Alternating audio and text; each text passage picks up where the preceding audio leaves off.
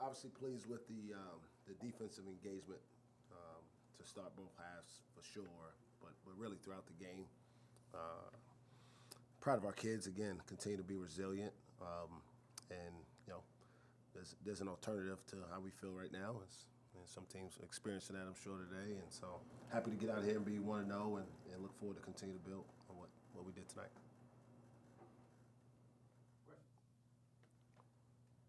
What did you think just overall of Musa Cisse's debut tonight? Well, I thought he played like 30 minutes until I looked at the box score. His impact on the game was sensational on both ends of the court, really. But to look and see that he did that in all of 17 minutes is even more impressive. He keeps getting better. I mean, he got here and he was the last one to get here. We had some, obviously he wasn't available till late, but I don't think he even came until August. So he missed the summer with us as well. But to see his improvement since he's gotten here on both offensive and defensive end, understanding our system gives you a lot of reason for optimism moving forward. That alley-oop dunk starting the second half, was it Donovan who set the screen? He said he thought it was Donovan. Rondell set the screen. Rondell. Mm-hmm. What did you think just of that play? Well, it was a design play. We missed him, we thought, a couple times in the first half, and we wanted to try to give him an opportunity. And it helps to be 6'11" and athletic, right? Kind of unfair to be 6'11" and athletic. Being either one is a pretty good start, but he's got some tremendous lob catching ability, and it's something that we look forward to being able to use moving forward. Is he? Go ahead. No. Were you looking to make a statement tonight? There was a time, I think you were up 35 or something like that. You're pressing a little bit. You had the walk-ons go score instead of running out the clock. Were you looking to make a statement? We want to make a statement every night. Our kids want to make a statement every night. And, obviously I have a lot of respect for Coach Young. I think eventually he'll get that program going and have a really successful run there. I know a lot of the kids on their team, their staff. But it's truly about us and trying to make the most of whatever this team is going to be able to do. And tonight was just the beginning of it. The defensive intensity throughout the game, is that something you can even turn off? I don't know. I don't know if any of them want to try that. But it's something that I just told them it's the thing we have to be able to hang our hats on, right? We shot free throws well tonight. We shot relatively well from three, but we're not always going to. And so if we can establish the defensive side the way we did tonight as our identity, then that gives us a chance on nights when shots don't fall. And so that's the expectation, is that you compete as hard as you can and you try to make as many plays for your team as possible on the defensive end.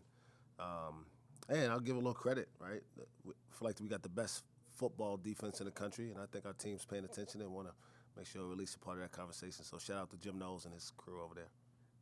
Mike, what did it mean to get the walk-ons in after last season? It means a lot. They didn't even dress last year. And I think you know this, but Weston Church got caught up in COVID protocols, and the one opportunity he was going to even have to travel with us in the postseason, which was really, really unfortunate. But it's what we were dealing with last year. And so to not only have them dressed because they were practicing every day and doing everything we asked them to do, to have them have a chance to get in tonight and both score, it's truly awesome. They said Carson said that's their points together. Like, they don't need to get individuals. That's their points. That's good. And if they want to combine them with like ice, they'll have 1,500 by the end of the year. What do you want to see this team improve on going forward, and what do you want to see them improve on before you guys go into conference play? Yeah, I mean, we've seen a lot of zone here the first couple of times we've been out, so continue to get better at zone offense. I think that's something we'll see moving forward. We got to keep getting better in transition defensively. I think we're really, really good in the half court. It's something we've talked about, our length and athleticism and ability to kind of switch and keep people out of the lane. And then to have a human eraser back there just adds another element. And, that's still without the returning shot blocker in the conference not playing yet. So I think our defense and, Bryce Williams himself is a pretty damn good defender. So we'll get better here soon when those guys are able to play for us. Mike, you mentioned not having Caleb, but Keelan came in 6 minutes in and 4 4 offensive rebounds pretty fast, hit the 3-pointers. What did he bring off the bench? Energy, and I think it was really what keyed him being able to make shots because he gave himself of the team first. He hustled after a few offensive rebounds, and he got a couple steals, and then he was open, and the game repaid him. We always talk about the game rewarding great effort, and I think that was a great example of it tonight. But it also shows the depth. I mean, he could easily make a case to be a starter for us, probably. It's a pretty tough lineup, though, right? I mean, Bryce Williams, Bryce Thompson, Matthew Alexander, Moncrief, Caleb Boone. I mean, coming off the bench, it gives you a chance to have a pretty good team. If that continues, how difficult is it going to be for you guys to try to come up with a lineup every single night? No, it won't be that difficult. The difficult part is just figuring out the rotation during the game, really. Because the rhythm of the game and the flow and like that's the challenge, right? And so like even Bernie, right? Spot minutes, he's effective in those minutes. But Moose is playing so well, that's more the deal. It's kind of figuring out the rotation in game, not necessarily who will be out there to start. Keelan's had bursts like that before. Is there something you've seen from him this preseason that shows you that he could do this with some consistency? Yeah, I mean, he's had more consistency in practice this year than he has his first two. And, his freshman year, and a lot of them. I mean, even a guy like Avery that just have no idea what it takes to be successful, certainly at this level, but really any level. Then last year he was a little bit better, but still didn't have an identity. And this year I think he feels like there's a little bit more urgency, and right, he's looking over his shoulder. If he doesn't play well, you could get buried on this roster, right, a little bit. And so trying to have a little bit of sense of urgency about making sure that doesn't happen. You mentioned 3-pointers earlier, and we mentioned 3-pointers in the preseason, how big that will be for you guys. Do you have an idea of how good of a 3-point shooting team you'll be yet, or is that still going to take some games to get? It'll take some more games. Bryce Thompson didn't shoot it great today, especially early, made a couple late. I think Woody's going to be a good shooter. They just haven't found a rhythm and flow in our offense yet. And those will be two guys that'll be a key factor in our ability to be an efficient 3-point shooting team. Donovan's getting a little more comfortable. I think so. He looks comfortable. Again, he's continuing to hang his hat on making selfless hustle plays and things of that nature. And so, that's again when you're a guy who's more of a role player, right? And everybody's got a role, but when you're not relying on the score, if you can embrace the fact that you can still have value for your team's success, it really takes pressure off you in a lot of ways. It's one thing to be Avery when we're going to ask him to score 15 to 20 a game most nights.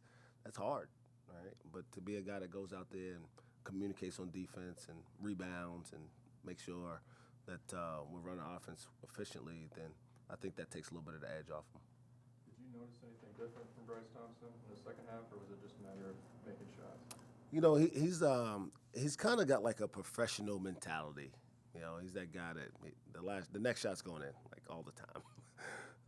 And so I don't ever really worry about him. I didn't talk to him any differently at halftime. I told him to keep playing hard. The only thing I told him was don't allow missing shots to affect him on defense. And so that was the message. And for the most part, he did that. Was being down 1-0 before the opening tip a pretty good metaphor for this season? Yeah. It's a clerical deal. We had it's kind of a staff booking issue, and so we were able to overcome that one pretty quickly. With Caleb being out, Musa led the team in rebounds. I assume that was probably a pretty big reason why you brought him into the portal. How exciting is that to see, especially when you look forward to Caleb getting back in? Yeah, I mean that's one thing our staff will have to figure out is, I think this may come up maybe from one of you guys about whether they can play together.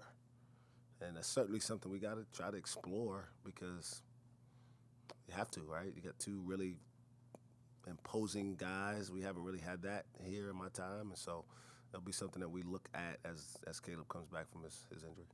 I know you've talked before about Avery Anderson's increased leadership. What do you think it is about him that made him able to, give the team so much energy and such a good start tonight? I think Avery's biggest asset is he cares. I mean, like a high care factor, and care in the pot, like a healthy way about winning.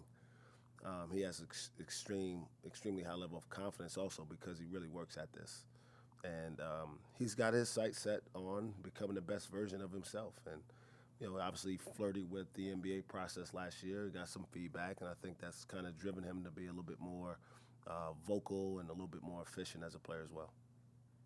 Was he more confident with his shooting in your mind tonight? It looked like he was a little more confident than he even was late last season. Yeah, I thought he hunted a little bit late, but that's part of it, right? He's a scorer still.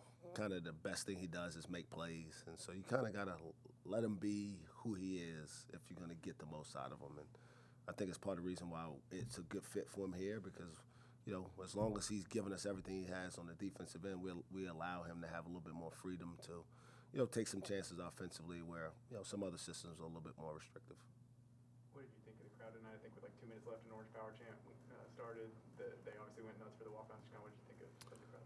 They're amazing. I mean, and obviously I feel like, these are our people and they have our back. And obviously I think there's a little bit more of a rally, but I really think regardless of what the other circumstance would be, this is what it would look like. This is the kind of momentum I felt building going into the end of last season and, what we were able to recruit, the excitement coming into this season. So I'm excited for our crowds to continue to get better. Obviously early on, you're going to not have your best crowds, right? When Big 12 teams start rolling in here or more high caliber, more nationally relevant teams, so to speak, show up in here, the crowds will be even better. So this is a tremendous start in my opinion. UT Arlington was a pretty solid three-point shooting team last year. They come out tonight, shoot 2 of 20. How are you guys able to limit them so much from the perimeter? Yeah, we talk about that being one of the keys to our defensive philosophy is trying to limit teams' effectiveness at the three-point line. It's so much of the fabric of how the game is played these days. If we can take that away, because teams aren't going to stop shooting them, right? So you want to make them as inefficient and contest as many of them as possible. Now, teams aren't going to shoot 2 for 20 every game, but we want to keep them way away from that 35 to 40% range, which is about where really good teams shoot them. And if we can keep them below 30, then we feel like we give ourselves a really, really good chance to win on a nightly basis. Any other coach? Thank you. Thanks a lot, guys. See you Friday.